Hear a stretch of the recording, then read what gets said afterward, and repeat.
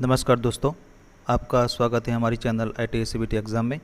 तो आज हम फर्स्ट ईयर इंजीनियर ड्राइंग के 2017 का पेपर सॉल्व करेंगे। इसके अंदर हम 25 MCQ प्रश्नों के बारे में चर्चा करेंगे। तो आज हम पेपर नंबर 1 के बारे में चर्चा करेंगे, जो आपकी CBT परीक्षा में पास करने के लिए बहुत उपयोगी होगी। तो चलो शुरू करते हैं।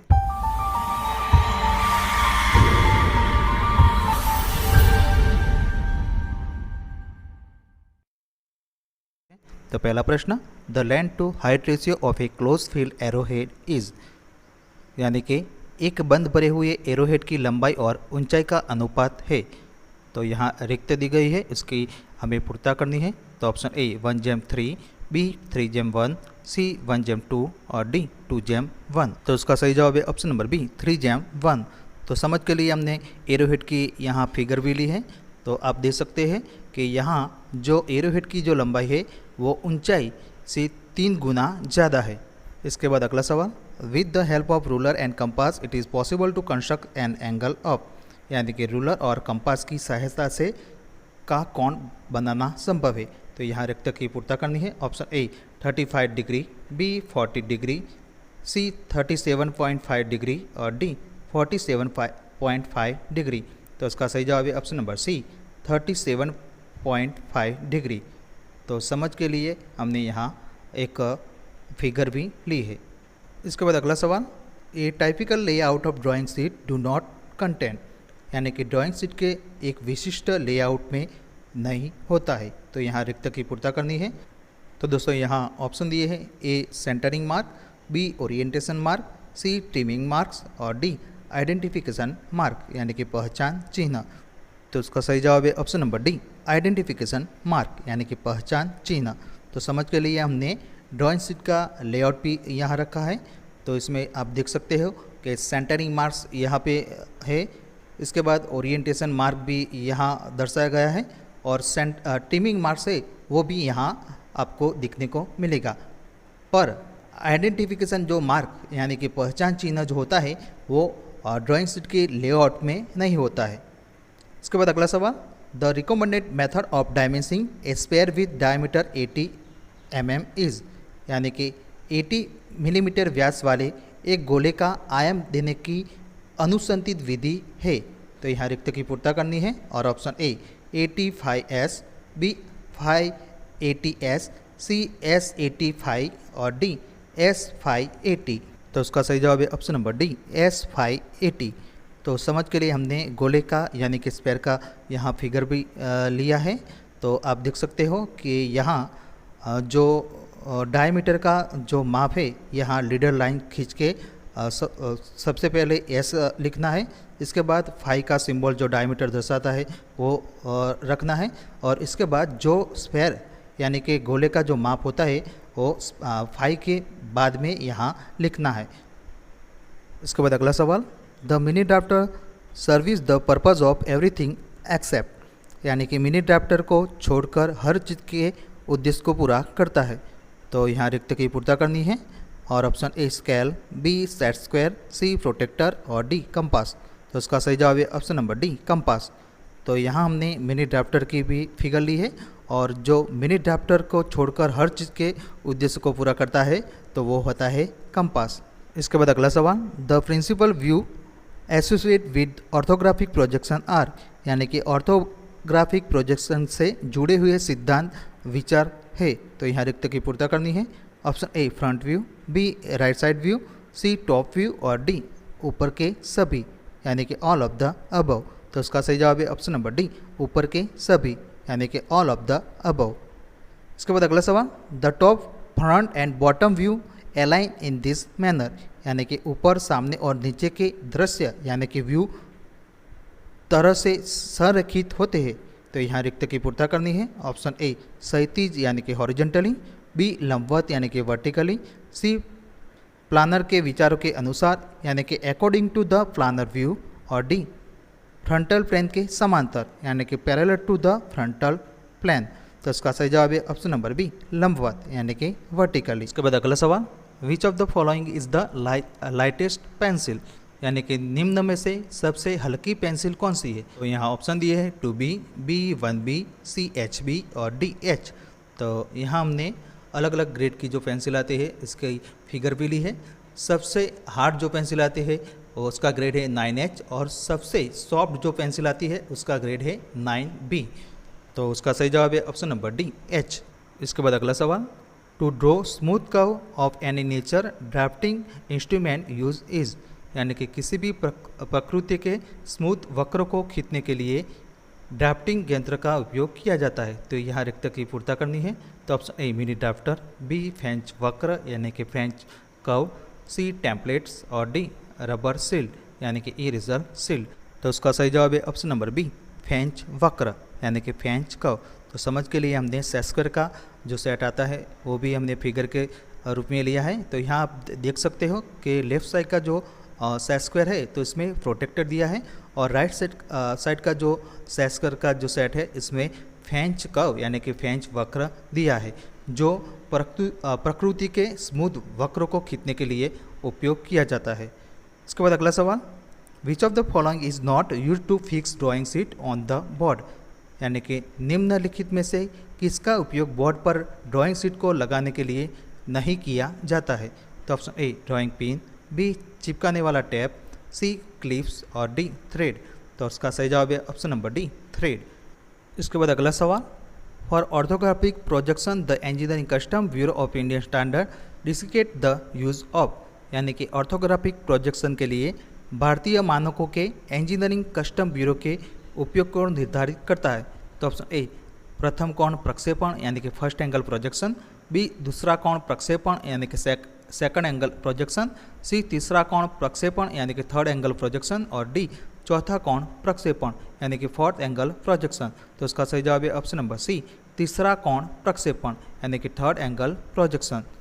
इसके बाद अगला सवाल, when a circle passes through 3 given point its centre line at the intersection of, यानी कि जब एक वृत्त 3 दिए गए बिंदु से होकर गुजरता है तो उसका केंद्र के चौराहे पर स्थित होता है। तो दोस्तों यहाँ रिक्त की पूर्ता करनी है।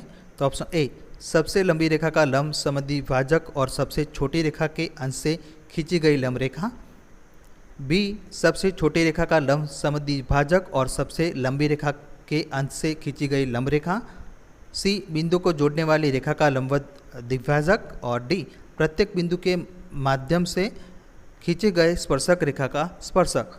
तो उसका सही जवाब है ऑप्शन नंबर सी बिंदु को जोड़ने वाली रेखा का लंबवत द्विभाजक। इसके बाद अगला सवाल, section portion is represented by lines, यानी कि अनुभागीय यानी कि सेक्शन भाग को रेखाओं द्वारा दर्शाया जाता है। तो यह रिक्त की पूर्ता करनी है। ऑप्शन ए मोटी रेखाएं यानी कि थिक लाइंस, बी धराशायी रेखाएं यानी कि डैशेड लाइन, सी हैचिंग रेखाएं यानी कि हैचिंग लाइंस और डी बिंदीदार रेखाएं यानी कि डॉटेड लाइंस। तो उसका सही जवाब है ऑप्शन नंबर सी हैचिंग रेखाएं यानी कि हैचिंग लाइंस। इसके बाद अगला सवाल, hatching line are drawn at angle of, यानी कि हैचिंग रेखाएं के कोण पर खींची जाती है। तो यहाँ रिक्त की पूर्ता करनी है। Option A 15 degree, B 30 degree, C 45 degree और डी 60 डिग्री। तो उसका सही जवाब है ऑप्शन नंबर सी 45 डिग्री। तो समझ के लिए हमने यहाँ फिगर भी ली है।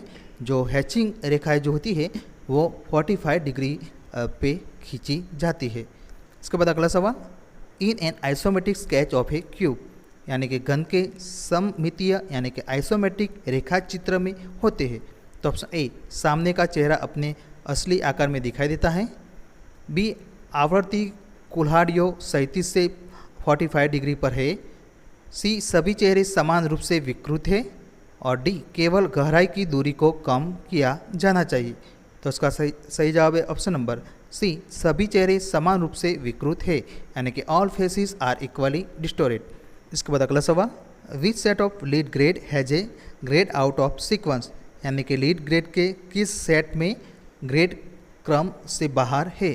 तो option A HHB B3B, B 7B HF3H, C 6B BH4H और डी 9HHB B2H। तो उसका सही जवाब है option number B 7B HF3H। तो दोस्तों यहाँ पे जो बी ऑप्शन है वो सीक्वेंस में यानी कि क्रम में नहीं है। इसके बाद अगला सवाल, what is the standard size of the title block, यानी कि टाइटल ब्लॉक का मानक साइज है। तो यहाँ रिक्त की पूर्ति करनी है। तो दोस्तों यहाँ ऑप्शन दिए A 170 mm by 65 mm, B 180 mm by 80 mm, C 200 mm by 100 mm और डी 250 mm बाय 120 mm। तो इसका सही जवाब है option number A 170 mm by 65 mm। तो यहाँ हमने जो टाइटल ब्लॉक आता है तो उसकी हमने फिगर भी ली है। इसके बाद अगला सवाल, the smallest drawing sheet is design by, यानी कि सबसे छोटी ड्राइंग शीट द्वारा डिज़ाइन की गई है। तो यहाँ रिक्त की पूर्ति करनी है। ऑप्शन ए A0, बी A3, सी A2 और डी A4। तो इसका सही जवाब है ऑप्शन नंबर डी A4। तो दोस्तों यहाँ पे जो ऑप्शन दिए है A0, A3, A2, तो इसमें से A4 जो साइज है सबसे छोटी यानी कि स्मॉलेस्ट साइज है, जिसकी साइज 210 बाय 297 मिलीमीटर है।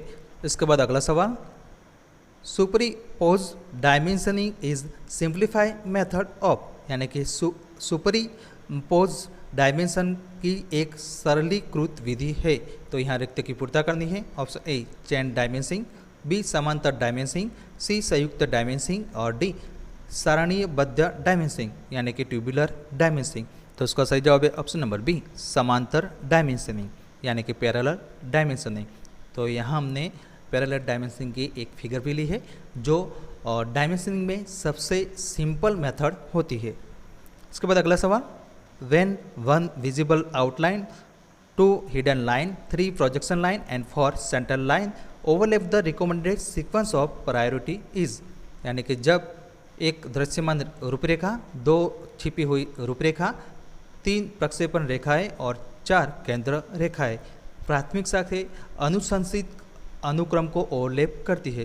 तो ऑप्शन ए 1 2 3 4, बी 1 2 4 3, सी 2 1 3 4 और डी 2 1 4 3। तो इसका सही जवाब है ऑप्शन नंबर बी 1 2 4 3। तो यहाँ पे जो प्रायोरिटी जो होती है, तो सबसे पहले 1 नंबर यानी कि दृश्यमान रूपरेखा, जिसको इंग्लिश में विजिबल आउटलाइन कहते हैं। उसके बाद दूसरी है हिडन आउटलाइन, जो रेखा होती है वो सेंट्रल लाइन होती है, और लास्ट में जो सीक्वेंस जो है वो प्रोजेक्शन लाइन का आता है। तो यहाँ आप जो हमने एक फिगर भी ली है इसमें आप देख सकते हो। इसके बाद अगला सवाल, which type of line is thin and light, यानी कि किस प्रकार की रेखा पतली और हल्की होती है। तो ऑप्शन ए दृश्यमान रेखाएं यानी कि विजिबल लाइंस, बी केंद्र रेखाएं यानी कि सेंट्रल लाइंस, सी निर्माण रेखाएं यानी कि कंस्ट्रक्शन लाइन और डी ऊपर के सभी यानी कि ऑल ऑफ द अबव। तो उसका सही जवाब है ऑप्शन नंबर सी निर्माण रेखाएं यानी कि कंस्ट्रक्शन लाइन। तो यहाँ पे हम लाइन के जो टाइप्स होते हैं इसकी हमने एक फिगर ली है, जिसमें कंस्ट्रक्शन लाइन जो होती है निर्माण रेखाएं, वो रेखा पतली और हल्की होती है। इसके बाद अगला सवाल, some of the common term use to describe technical drawing include, यानी कि तकनीकी ड्राइंग का वर्णन करने के लिए उपयोग किए जाने वाले कुछ सामान्य शब्दों में शामिल है। तो option A drafting, B engineering graphic, C engineering drawing और डी ऊपर के सभी यानी कि ऑल ऑफ द अबव। तो उसका सही जवाब है ऑप्शन नंबर डी ऊपर के सभी यानी कि ऑल ऑफ द अबव। उसके बाद अगला सवाल, which of the following purpose is not served by dividers, यानी कि निम्नलिखित में से कौन सा उद्देश्य डिवाइडर द्वारा पूरा नहीं होता है। तो ऑप्शन ए रेखाओं या वक्र को बराबर भागों में विभाजित करता है, बी ड्राइंग के एक हिस्से के दूसरे हिस्से में माप स्थानांतरित करता है, सी भागपूर्ण आकार, छोटा आकार या बढ़े हुए आकार का चित्र बनाता है और डी ड्राइंग पर समान दूरियों की एक श्रृंखला सेट करता है। तो इसका सही जवाब है ऑप्शन नंबर सी भागपूर्ण आकार, छोटा आकार या बढ़े हुए आकार का चित्र बनाता है, यानी कि make full size, reduce size और एनलार्ज साइज ड्राइंग। इसके बाद अगला सवाल, इन आइसोमेट्रिक ड्राइंग, यानी कि आइसोमेट्रिक ड्राइंग में तो यहाँ ऑप्शन दी है, 2 अक्ष लंबवत है यानी कि 2 एक्सिस आर परपेंडिकुलर, बी, सही माप केवल आइसोमेट्रिक अक्षों के साथ या समांतर में किया जा सकता है, यानी कि two measurement can be made only along or parallel to the isometric axis. C, सभी चेहरे असमान विकृत है, यानी कि all faces are unequally distorted. और डी, इनमें से कोई भी नहीं, यानी कि नॉन ऑफ अबव। तो उसका सही जवाब है ऑप्शन नंबर बी, सही माप केवल आइसोमेट्रिक अक्षों के साथ या समांतर में किया जा सकता है, यानी कि two measurement can be made only along or parallel to the isometric axis. इसके बाद अगला सवाल, which of the following publication made by bureau of Indian standard include standard technique for line conversion and lettering in details, यानी कि भारतीय मानकों के bureau द्वारा किए गए निम्नलिखित में से किस प्रकाशन में लाइन कन्वर्जन के लिए मानक तकनीक यानी कि टेक्निक और विस्तार यानी कि एरिया के लेटरिंग शामिल है। तो दोस्तों यहाँ ऑप्शन दिए, ए SP 46, बी BIS 9609, सी ASME Y 40.2M और डी ISO 2009। तो उसका सही जवाब है ऑप्शन नंबर ए SP 46। तो दोस्तों नेक्स्ट वीडियो के अंदर हम दूसरा पेपर के बारे में चर्चा करेंगे।